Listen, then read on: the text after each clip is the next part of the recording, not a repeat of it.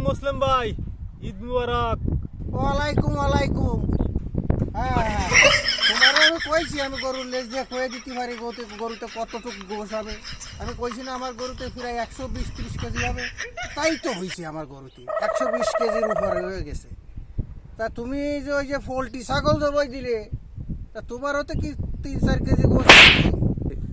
আমি তো ভাই ওই কেজি মনের হিসাব করে কুরবানি দিনি, আমি তো আল্লাহ সন্তুষ্টর জন্য কুরবানি দিছি।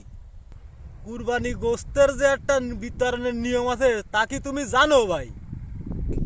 আরে বিতরণের আবার গোস্ত বিতরণের আবার কিছু নিয়ম আছে। গরু কুরবানি দিছি, সবাই দিয়েছে হয়ে গেছে। নাও ভাই, 3টা নিয়ম আছে। 3টে ভাগ করতে হয়। একটা ভাগ গরিব দুঃখী, একটা নিজস্ব আত্মীয় স্বজন, আর একটা নিজের জন্য রাখতে হবে। আমি ওই 5-6 কেজি গোশ আমি ওই গরিব দুপুরে 1-2 পিস করে দিয়ে দিছি।